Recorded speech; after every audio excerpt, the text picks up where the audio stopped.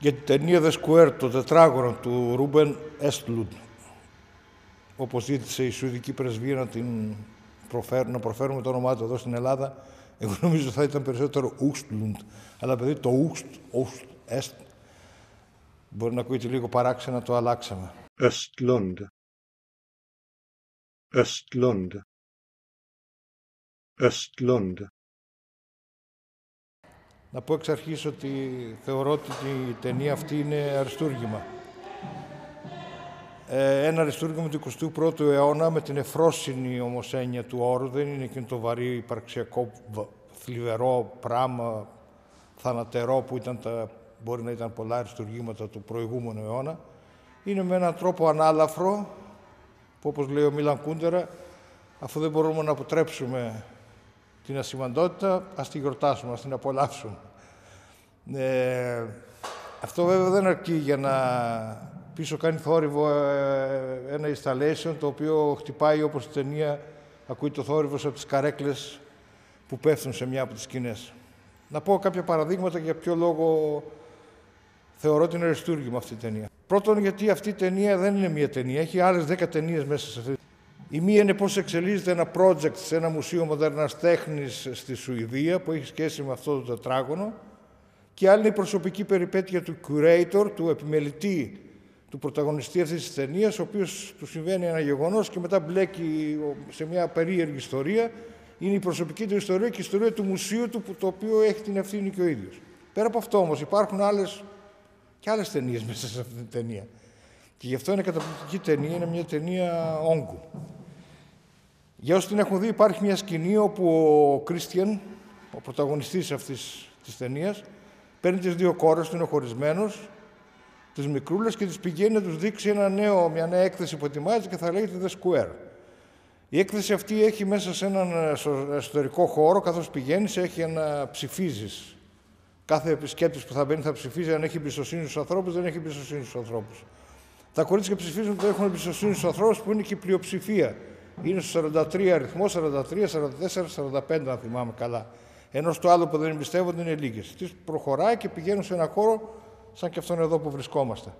Κάτω στο πάτωμα με κάποια τούβλα έχω εκτιστεί ένα τετράγωνο για να έχει κάποιον όγκο, 4x4, και έχει και μια πινακίδα.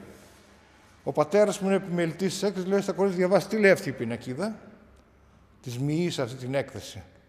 Τα κορίτσια διαβάζουν ότι αυτό το τετράγωνο είναι ένα είδος ασύλου, εμπιστοσύνης και τρυφερότητας.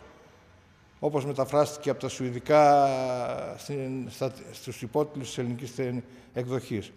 Ή αλλιώς θα μπορούσε να πει πως είναι ένα καταφύγιο εμπιστοσύνης και κατανόησης, να μεταφράσει την ίδια φράση. Και λέει στα κορίτσια και ο πατέρας: βγάλτε τα κινητά σας και τα πορτοφολάκια σας και αφήστε τα εδώ πέρα, σε αυτό το τετράγωνο. Να δούμε, εμείς που δηλώσαμε έξω ότι έχουμε εμπιστοσύνη στους ανθρώπους, θα τα ξαναβρούμε εδώ ή θα τα χάσουμε. Λοιπόν, αυτό είναι το installation της ταινίας, αυτό είναι το νόημα αυτού του installation, αυτής της κατασκευής που δημιουργείται στο μουσείο. Αλλά αυτό το πράγμα έχει ήδη συμβεί στη ταινία, στην πρώτη της σκηνή. Όχι σαν εικαστικό γεγονός, αλλά σαν ένα πραγματικό γεγονός εντός της ταινίας. Είναι όταν ο Κρίστιαν φεύγει από το γραφείο του μουσείου, φεύγει από το μουσείο και του συμβαίνει ένα περιστατικό στην πλατεία. Που η πλατεία θα μπορούσε να είναι ένα τετράγωνο εμπιστοσύνης και αυτά.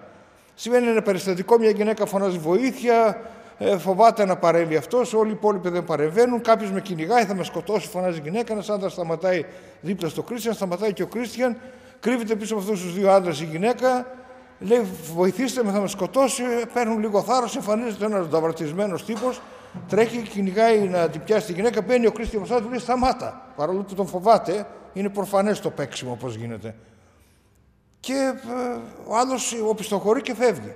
Εξαφανίζεται και η γυναίκα και ο Κρίστιαν λέει στον άλλον: είδες τι κάναμε. Έχει πλημμυρίσει αδρεναλίνη από τον φόβο του και από την ταραχή του, από την ένταση, αλλά αισθάνεται ότι έγινε κάτι σπουδαίο, έκανε μια σπουδαία πράξη. Βρήκε το θάρρος να σταματήσει κάτι κακό που θα συνέβαινε, ένα περιστατικό βίας μέσα σε μια πλατεία, σε μια μεγάλη πόλη της Σουηδίας, μπροστά από ένα μουσείο σύγχρονης τέχνης, μοντέρνας τέχνης. Τι έχει συμβεί όμως? Η συνθήκη αυτή που ορίζει το τετράγωνο της ταινίας και του installation που λέγαμε στην άλλη σκηνή, αυτό ήταν ένα περιστατικό στημένο, δεν ήταν αυθόρμητο, για να κλέψουν το πορτοφόλι και το κινητό του Κρίστιαν. Δηλαδή, πώς είπε στα κορίτσια του, αφήστε το κινητό και τα πορτοφόλια να δούμε αν θα έχουμε εμπιστοσύνη στους ανθρώπους, συνέβη ακριβώς το περιστατικό του αυτό εκτός εικαστικού πλαισίου. Άρα το τετράγωνο είναι ένα είδος συνθήκης, είναι ένα είδος σύμβασης που επαναλαμβάνεται με διάφορες μορφές σε ολόκληρη την ταινία. Εκτός κινηματογραφικής συνθήκης, εκτός κινηματογραφικής αίθουσας. Παράδειγμα, εγώ την ταινία αυτή τη βλέπω για πρώτη φορά στο Φεστιβάλ Κινηματογράφου Θεσσαλονίκης, στην πρώτη επίσημη προβολή της που γίνεται στο Ολύμπιον. Έξω από το Ολύμπιον έχει στηθεί ήδη ένα τετράγωνο για να γίνει ένα happening με τους θεατές που περνάνε διάφορα. Φωτογραφίζεται στη μέση αυτού του τετραγώνου ο Έσπλουντ, ο σκηνοθέτης, και εγώ δεν προλαβαίνω εδώ τι συμβαίνουν έξω. Ρωτάω τι είναι αυτό το τετράγωνο εδώ. Δεν έχω ιδέα τι γίνεται, γιατί στήθηκε ένα τέτοιο πράγμα. Και μου λένε ότι έχει σχέση με την ταινία που παίζεται μέσα. Οκ, λέω, έχω βγάλει το εισιτήριό μου, μπαίνω μέσα στην ταινία, λίγο πριν ξεκινήσει, βγαίνει ο Έσπλουντ να χαιρετήσει.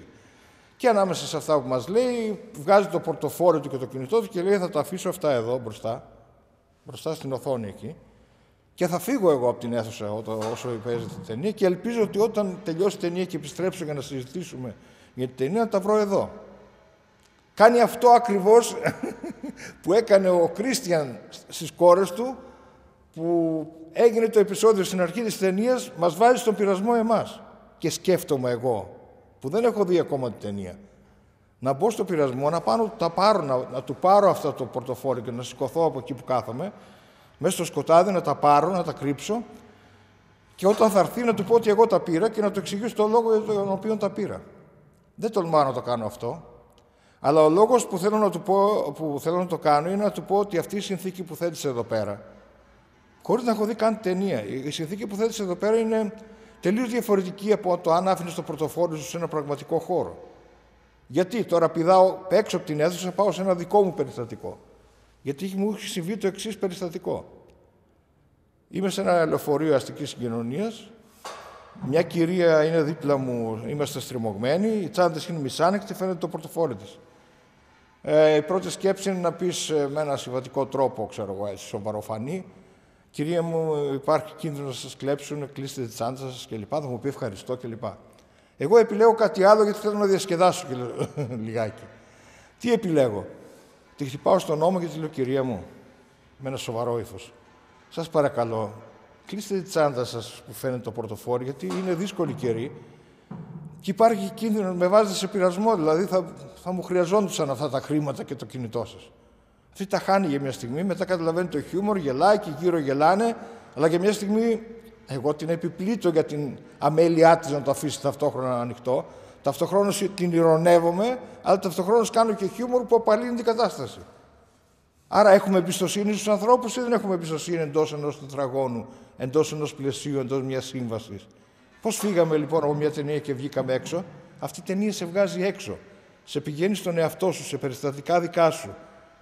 Είναι καταπληκτικό αυτό που συμβαίνει.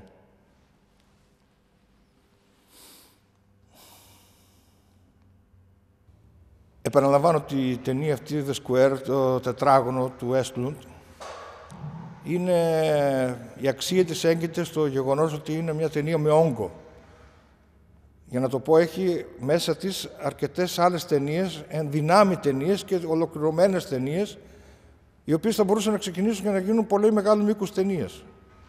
Η ιστορία του, εντός του πλαισίου της γενικής αφήγησης, η ιστορία της συνάντησης του Κρίστιαν με την Αν, την Αμερικανίδα δημοσιογράφο.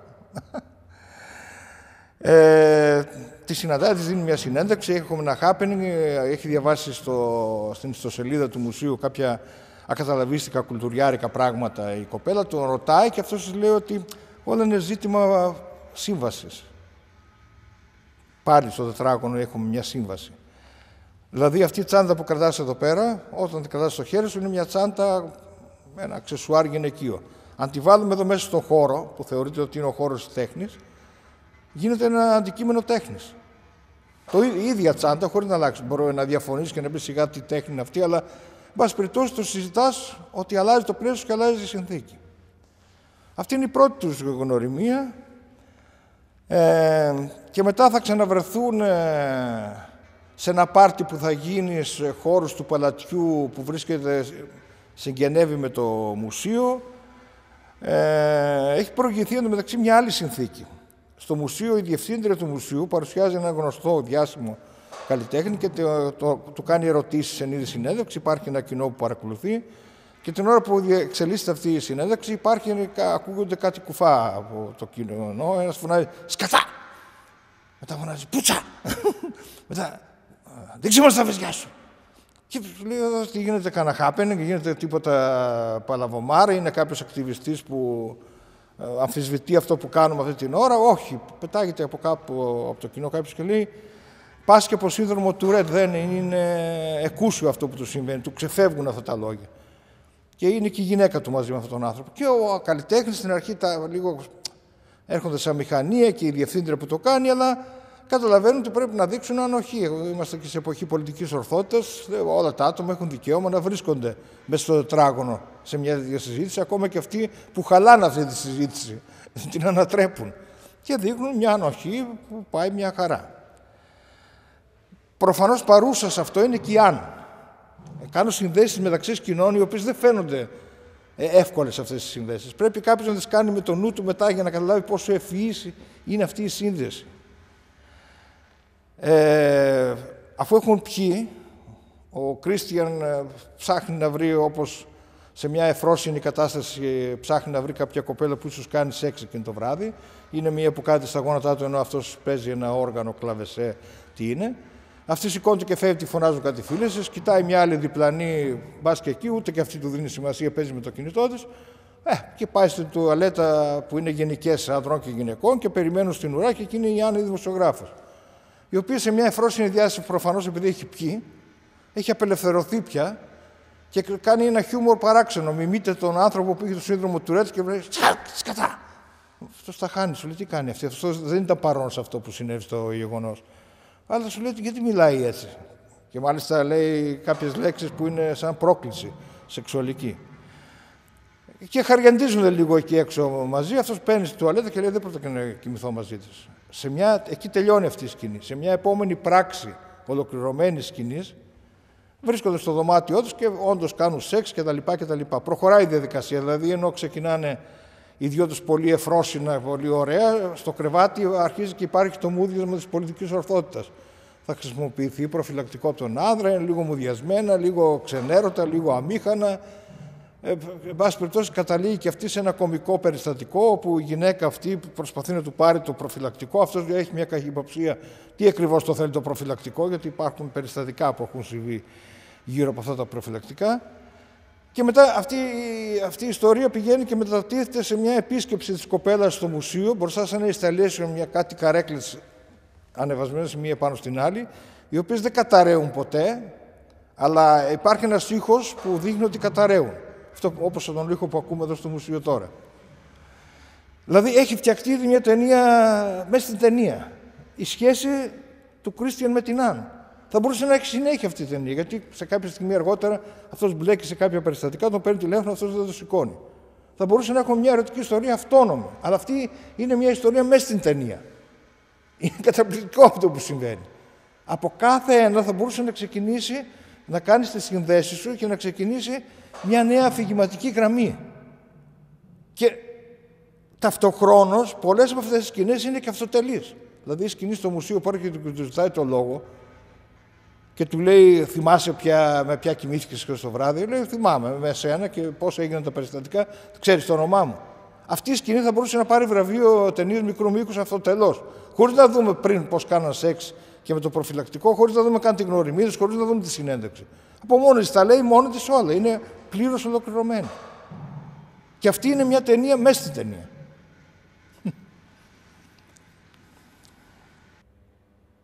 The Square. Μια ολοκληρωμένη σκηνή στην ταινία που για πολλούς θεωρήθηκε ότι είναι και αυτοτελής και μάλιστα ότι αυτό είναι μειονέκτημα της ταινίας, που εγώ μιλάω για αυτοτελείς σκηνές οι οποίες έχουν δραματουργική ολοκλήρωση από μόνες τους τέλεια και αυτό ακριβώς αποτελεί προτέρημα της ταινίας, οι οποίες δεν είναι μόνο αυτοτελείς, ταυτοχρόνως όμως συνδέονται με κάποιες άλλες αυτοτελείς σκηνές και φτιάχνουν έναν όγκο στη ταινία και διάφορες προοπτικές αφηγηματικής αφήγησης. Άλλων ταινιών, δηλαδή, να το πω απλά, ότι δημιουργούν σχέσεις που θα μπορούσαν να φτιάξουν άλλες ταινίες μέσα στην ίδια ταινία. Μια από τις σκηνές αυτές είναι η σκηνή με τον μερικοί πολιτικά ορθά προσπαθούν να το πούν το γυμνό άντρα. Είναι αυτός που κάνει το πυθικάνθρωπο, που κάνει τον άνθρωπο των σπηλαίων, τον μιμείται, κάνει μια performance. Ένα βράδυ που είναι μαζεμένοι όλοι οι χορηγοί, η αριστοκρατία της Σουηδίας, χορηγοί του Μουσείου Μοντέρνας Τέχνης, γίνεται ένα γεύμα προφανώς για να συγκεντρωθούν χρήματα για το μουσείο και διάφορα τέτοια, και για να τους διασκεδάσει το μουσείο, ενώ μας προετοιμάζει, υπάρχει μια προοικονομία, βλέπουμε αυτόν τον άνθρωπο σε διάφορα βίντεο μέσα στον χώρο του μουσείου, φέρνει τον ίδιο να κάνει μια performance μέσα σε αυτό το δείπνο, να κάνει το πυθικάνθρωπο και με την προοπτική να τους τρομάξει λιγάκι, να τους σοκάρει, να τους αγριέψει και να δούμε αν θα καταφέρουν να καταλάβουν το χιούμορ. Η συνθήκη είναι αυτή, εν πάση περιπτώσει θα είναι μια performance καλλιτεχνική, δεν θα είναι ένα πραγματικό περιστατικό. Αυτό μας συνδέει με το περιστατικό του ατόμου που είχε σύνδρομο του Ρετ, που χάλασε μια συνθήκη, ένα απρόπτο που δημιούργησε κομική κατάσταση, αλλά ταυτοχρόνως έδειξε ότι ο καλλιτέχνης αυτός, ο σπουδαίος που στην ταινία φτιάχνει τους σωρούς, έδειξε μεγάλη ανοχή και χιούμορ και κατάλαβε ότι πρέπει να είμαστε ανεκτικοί και με τέτοια άτομα κλπ. Λοιπόν, το πρώτο θύμα αυτού του επεισοδίου με τον πυθικάνθρωπο είναι αυτός ακριβώς ο άνθρωπος που έδειξε ανοχή στον τύπο με το σύνδρομο του Ρετ που χάλασε τη συνέντευξή του. Αυτόν πλησιάζει πρώτη φορά και γι' αυτό υπάρχει σύνδεση μεταξύ αυτών των σκηνών. Τώρα όμως η σύμβαση, αυτό το τετράγωνο, μεταφορικά λέω, αυτής της σκηνής είναι ότι εδώ ρε παιδιά, σε λίγο θα φάτε, αλλά πριν φάτε θα ζήσετε μια έντονη ζωντανή εμπειρία πώς αν υπήρχε ένας πίθηκος εδώ δεν συνέβαινε. Η ιστορία αυτή όμως η σκηνή ξεπερνάει τα όρια αυτού του τετραγώνου, αυτής της σύμβασης και γίνεται πραγματικά επικίνδυνη, καθώς αυτός ο πυθικάνθρωπος αρχίζει να τρομοκρατεί στα αλήθεια τους ανθρώπους που βρίσκονται εκεί μέσα και να τους απειλεί μέχρι στο τέλος. Πιάνει μια γυναίκα από τα μαλλιά, όπως πιάνουν οι άνθρωποι των σπηλαίων, όπως έχουμε δει σε κάποια ντοκιμαντέρ. Πιάνει από τα μαλλιά, να τη σύρει στη σπηλιά του, να κάνει κάτι τέτοιο. Παιχνίδι, αλλά το παιχνίδι έχει ξεφύγει από τα όρια του. Και αυτό αναγκάζει τους άντρες, τους μορφωμένους, τους ανεκτικούς, τους πολιτισμένους, να θυμηθούν το δικό τους πίθηκο που κρύβουν μέσα τους, να σηκωθούν και να πέσουν πάνω του όλοι μαζί, να τον κομματιάσουν. Το γεγονός ότι δεν είναι αυτό θα μπορούσε να δημιουργήσει μια καινούργια ταινία, άλλη ταινία. Και τι έγινε μετά, τον τραυματίσαν, τον σκοτώσανε, θα μπορούσε να έχει συνέχεια, δεν έχει καμία συνέχεια. Κλείνει εκεί αυτή η ιστορία, σαν μια σύμβαση κινηματογραφική μέσα στο έργο αυτό, ότι αυτό δεν ήταν τίποτα σπουδαίο. Όλα αυτά που λέω δημιουργούν θέματα για συζήτηση. Υπάρχουν ηθικά διλήμματα στην ταινία που κάθε απλός άνθρωπος θα μπορούσε να συζητήσει τι θα έκανε αυτός αν ήταν σε αυτό το δείπνο, ας πούμε. Και έβλεπε δίπλα να πειράζουν τη γυναίκα του. Από ένα σημείο και μετά να την πειράζουν υπερβολικά. Και επειδή δεν μπορεί να τα βάλεις με ένα κτηνώδες το οποίο έχει μπρατσωμένο, είναι άγριο και αυτά, φοβάσαι, θα τολμούσες να ρισκάρεις τον εαυτό σου για να γλιτώσεις ένα διπλανό σου, μια γυναίκα κλπ. Θα γινόταν μια συζήτηση, ένα debate. Υπάρχει ηθικό δίλημμα εκεί. Η ταινία προσφέρεται για πολλά ηθικά διλήμματα σε πολλά από τα περιστατικά της. Και με ένα μικρό παιδί που πάει και απειλεί τον Κρίστιαν και του λέει: θα σου δημιουργήσω χάος, δεν είμαι πρόσβατος, μην είπες κλέφτηκες. Κάποια στιγμή το σμπρώχνει και πέφτει από τις σκάλες και ακούει τη συνέντευξη στον κινηματογράφο. Το παιδάκι το σμπρώξε. Εσύ τι θα έκανες άμα σε πίεζε ένα παιδί. Υπάρχουν θέματα, πολλά θέματα για συζήτηση, που είναι πολύ σπάνιο πια στις ταινίες. Εσείς βλέπουμε, λέμε μ' άρεσε ή δεν μ' άρεσε και σηκώνομαστε, φεύγουμε, δεν έχουμε να πούμε τίποτα. Αυτή η ταινία έχει πολλά, όχι ένα. Γιατί υπάρχουν ταινίες που έχουν ηθικά διλήμματα, αλλά έχουν ένα ή δύο. Αυτή κάθε επεισόδιο έχει ένα ειδικό δίλημμα. Και ταυτοχρόνως μπορεί να γίνει ένα φοβερό, ωραίο debate μεταξύ εστέτ, μεταξύ ανθρώπων που είναι πιο ψαγμένοι στον κινηματογράφο και στη τέχνη. Έχει δημιουργήσει ένα ενδιαφέρον διαχωρισμό. Δηλαδή, αυτή τη στιγμή το τετράγωνο έχει κάνει κάτι πολύ ωραίο, πολύ ενδιαφέρον που έχει να μου συμβεί χρόνια. Μας έχει χωρίσει άτομα τα οποία εκτιμώ την γνώμη τους για τον κινηματογράφο, τους έχει βάλει στην πλευρά να θεωρούν την ταινία απογοήτευση ή κακή ταινία ή απαράδεκτη, ενώ εγώ από τη μεριά που το θεωρώ αριστούργημα, καταπληκτική και αυτά, και μπορούμε να συζητήσουμε εμείς οι δύο. Σε άλλες περιπτώσεις συμφωνούσαμε πάλι μαζί. Πολύ καλή, πολύ βεβαίως, ναι, πολύ βαθιά, πολύ τέτοιο.